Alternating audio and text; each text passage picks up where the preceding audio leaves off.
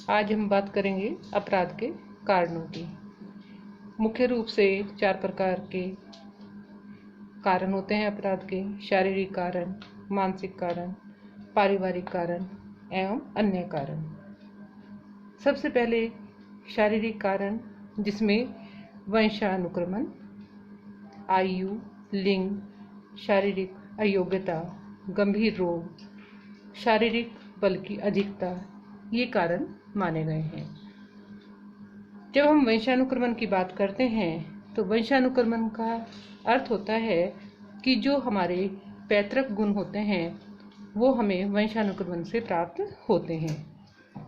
इसमें मैंने पहले भी आपको बताया था, लोम्ब्रोसो जैसे विद्वान ये मानते हैं कि जो अपराधी हैं वो जन्मजात होते हैं, क्योंकि उनके जो गुण हैं वो जन्म से उन्हें प्राप्त होते हैं और अपराधी लक्षण एक पीढ़ी से दूसरी पीढ़ी को हस्तांतरित होते हैं। जुड़वा संतानों में अपराध की मात्रा अधिक होती है।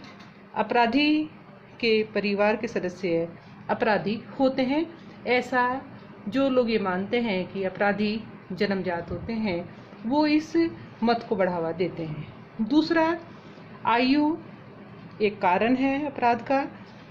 इसमें हेटिंग ने ये अध्ययन में निकाला अपने में कि 15 से 16 वर्ष के आयु के बच्चे जो साधारण अपराध करते हैं उनके में अपराध की गंभीरता की वृद्धि आयु की वृद्धि के साथ होती है। यानी कि बचपन में बच्चा सामान्य अपराध करता है और जैसे जैसे वो बड़ा होता है वैसे वैसे जो गंभीर अपराध है या अपराध की जो गंभीरता है वो बढ़ जाती है। कम आयु के व्यक्ति सामान्य अपराध करते हैं और अधिक आयु के व्यक्ति गंभीर अपराध करते हैं, ऐसा माना गया है।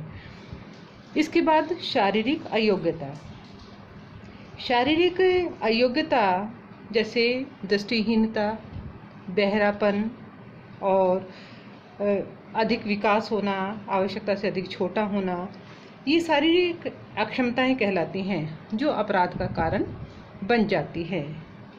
इसके अलावा लिंग के आधार पर भी हमें स्त्री और पुरुष में अपराध में अंतर दिखाई देता है। स्त्रियां जो हैं, क्योंकि उनका कार्यक्षेत्र घर रहता है और पुरुषों का क्षेत्र जो है कार्य क्षेत्र वो बाहर रहता है, तो उनमें प्रारंभ से ही स्त्रियों में दबाव डाला जाता है कि वो घर में रह करके कार्य करें। इसलिए उनमें जो काम संबंधी या सेक्स संबंधी अपराध हमें ज़्यादा देखने को मिलते हैं और पुरुषों की तुलना में मर्यादित होकर के वो अपना जीवन बिताती हैं। उसके अलावा गंभीर रोग भी एक अपराध का कारण बनता है, क्योंकि इससे व्यक्ति में एक हीनता की भावना आ जाती है और एक विक्षोभ पैदा होता है जो अपराध का कारण बन जाया करता है। इसके बाद शारीरिक बल की अधिकता। जो व्यक्ति स्वयं को अधिक बलवान समझता है, चाहे वो शारीरिक रूप से हो, आर्थिक रूप से हो, लेकिन यहाँ पर हम बात कर रहे हैं शारीरिक कारणों की, तो जिनमें शारीरिक बल अधिक होता है वो मारपीट करना, हिंसात्मक अपराध करना अपना स्वभाव बना लेते हैं। ये बात थी शारीरिक कारणों की। अब बात करते हैं हम मानसिक कारणों की। जिस तरह से शारीरिक कारण अपराध के लिए उत्तरदायी माने गए हैं, उसी तरह से कुछ मानसिक कारक भी अपराध को जन्म देते हैं। जैसे दुर्बल मानसिकता यानी कि मानसिक विकास की कमी होना। जब व्यक्ति में पूरी तरह से मानसिक रूप से सक्षम नहीं होता है तो वो अपराध कर बैठता है या एक सामान्य व्यवहार नहीं कर पाता। उसे विषम परिस्थितियों में निर्णय लेने का जो क्षमता है वो उसमें नहीं होती। इसमें दूसरा कारण है संवेगात्मक अस्थिरता।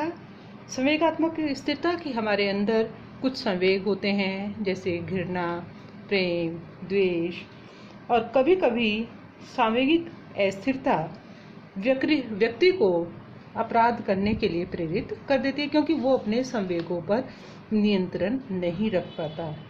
आवश्यकता से अधिक गुस्सा होना या आवश्यकता से अधिक तनाव में आ जाना या द्वेष में आ जाना या ईर्ष्या वाली प्रवृत्ति पैदा हो जाना, ये चीज़ें संवेगात्मक अस्थिरता कि जहाँ पर संवेगों पर नियंत्रण नहीं होता, ऐसे व्यक्ति भला बुरा समझने में जो है सक्षम नहीं हो पाते और वो अपराध कर बैठते हैं। उसके अलावा हीनता की भावना, व्यक्ति के अंदर हीनता की भावना चाहे वो किसी भी कारण से हो, उसके कारण से उसमें क्रोध और कायरता का भाव आ जाता है और ये भावना व्यक्ति के विवेक को खत्म कर देती है और विवेक जब खत्म हो जाता है तो वो सही और गलत का निर्णय नहीं ले पाता, जो कि अपराध का कारण बन जाती है। संवेगात्मक अस्थिरता मानसिक तनाव को भी जन्म देती है। जब व्यक्ति किसी समस्या का निराकरण के लिए जो अनेक विकल्प में से किसी एक विकल्प का चयन नहीं कर पाता तो मानसिक तनाव पैदा होता है और जब वो मानसिक तनाव है वो अपराध का कारण बन सकता है। भय के कारण व्यक्ति डरपोक होता है, शर्मिला होता है और समाज विरोधी कृत्य कर देता है। इस प्रकार भय भी अपराध का कारण होता है। उसके अलावा मानसिक कारणों में अनुकरण एवं सुझाव, कभी कभी किसी के अनुकरण के कारण व्यक्ति अपराध कर देता है अथवा कोई सुझाव इस प्रकार का होता है कि व्यक्ति अपने विवेक को न मानकर उसका अनुकरण करता है और अपराध कर देता है। यानी कि अनुकरण और सुझाव जो कि सही नहीं होते कई बार, और वहाँ पर मानसिक दुर्बलता के कारण व्यक्ति उन सुझावों को जो कि सही नहीं होते उनको मान लेता है और वो अपराध कर बैठता है। उसके अलावा तीसरा कारण बताया गया है पारिवारिक कारण। परिवार हमारे समाज की पृष्ठभूमि होती है, आधार होता है और परिवार हमारे जीवन में सबसे महत्वपूर्ण साधन और प्राथमिक साधन होता है समाजीकरण का। परिवार मजबूत होगा तो हमारा व्यक्तित्व भी मजबूत होगा। लेकिन परिवार जो विघटित परिवार होते हैं या परिवार के कुछ दोष भी अपराधों को जन्म देने में सहायक हो जाया करते हैं।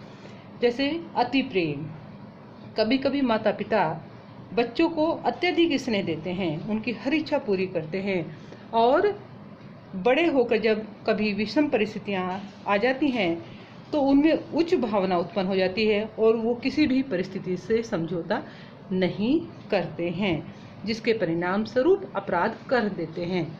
ऐसी स्थिति व्यक्ति को गलत रास्ते पर लेकर के चली जाती है। दूसरा है विच्छिन्न परिवार। विच्छिन्न परिवार का अर्थ होता है टूटे हुए परिवार। परिवार कई तरह से टूटते हैं, जैसे माँ बाप में से किसी के एक की मृत्यु हो जाए या परिवार में से माँ बाप का झगड़ा हो, तलाक हो गया हो या विमाता घर में हो, पिता दूसरे हैं, तो प्राय बच्चा अपराधी बन जाता है। इसके साथ साथ एक कारण और है पारिवारिक नियंत्रण। पारिवारिक नियंत्रण की बच्चों पर जरूरत से ज़्यादा नियंत्रण रखा जाता है। इसके विपरीत कभी कभी बच्चों पर बिल्कुल भी नियंत्रण नहीं रखा जाता। यानी कि अति हर चीज़ की बुरी होती है, चाहे वो नियंत्रण रखने की हो या ना रखने की हो।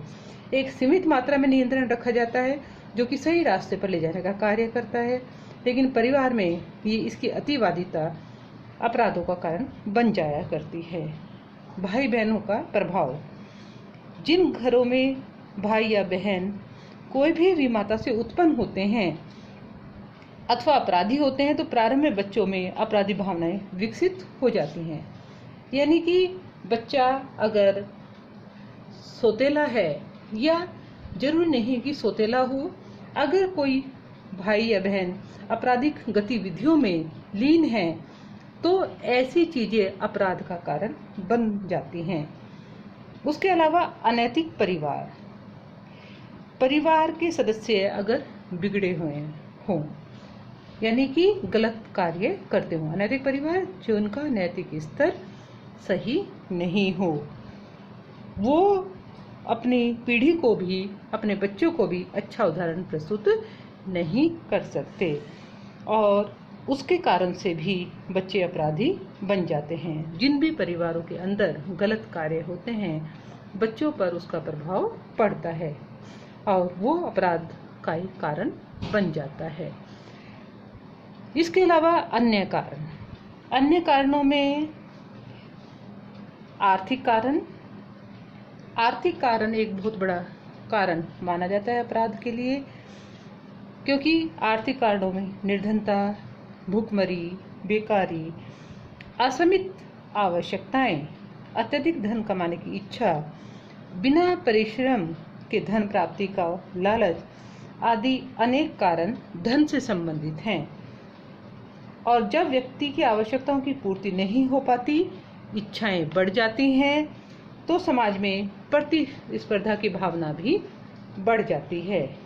व्यक्ति दूसरों की तुलना में अपने को समृद्धशाली बनाने के लिए अपराध करता है। यानी कि हम पैसा तो कमाना चाहते हैं लेकिन मेहनत नहीं करना चाहते। हम अपनी आवश्यकताओं को बढ़ा लेते हैं लेकिन उन आवश्यकताओं को पूरा करने के लिए हमारे पास साधन नहीं होते। ऐसी स्थितियां अपराध को जन्म देती हैं। अशिक्षा अपराध के कारणों में एक महत्वपूर्ण कारण है। अशिक्षा से अज्ञान होता है और अज्ञानी व्यक्ति अपना भला बुरा तर्क वितर्क नहीं कर पाता है। उसके अलावा राजनीतिक परिस्थितियों का अर्थ है कि कुर्सी को पाने की ललक में अनेक कानून का उल्लंघन करने को बाध्य कर देती है। व्यक्ति ये चाहता है कि कोई भी तरीका हो मैं कुर्सी को प्राप्त कर लूं, तो ऐसी स्थितियां जो हैं वो अपराधियों को जन्म देती हैं या अपराध काम करवाती हैं। इसकी लालसा में व्यक्ति अनैतिक समाज विरोधी भ्रष्टाचार जैसे कार्य करता है और अन्य लोग भी उनका अनुकरण करते हैं। इसके अलावा सांस्कृतिक कारणों में धर्म, वर्ग, मनोरंजन, चलचित्र आदि का प्रभाव जब विपरीत रूप से पड़ने लगता है तो व्यक्ति असामाजिक कार्यों को करने लगता है। धर्म की आड़ में अनेक सांप्रदायिक दंगे होते हैं। चलचित्रों का प्रभाव बड़ी तेजी से बच्चों पर पड़ता है और बच्चे वास्तविक जीवन में जब वैसा नहीं देखते तो वो विरोधी कार्य करने को उद्यत हो जाते हैं। तो ऐसे ये सब कारण, शारीरिक कारण, मानसिक कारण, पारिवारिक कारण और उसके अलावा अन्य कारण अपराध के लिए उत्तरदायी माने गए हैं। अब ये आवश्यक नहीं है कि ये सभी कारण मिलकर के करें या एक कारण इसके लिए उत्तरदायी हो। कहीं भी कुछ भी जो कारण हैं, चाहे वो शारीरिक कारणों से, पारिवारिक कारणों से या अन्य कारणों से या मानसिक कारणों से व्यक्ति अपराध कर बैठता है। एक व्यक्ति के जीवन में जरूरी नहीं वो शारीरिक कारणों से अपराध करे, उसके पीछे और अन्य कारण भी हो सकते हैं। धन्यवाद।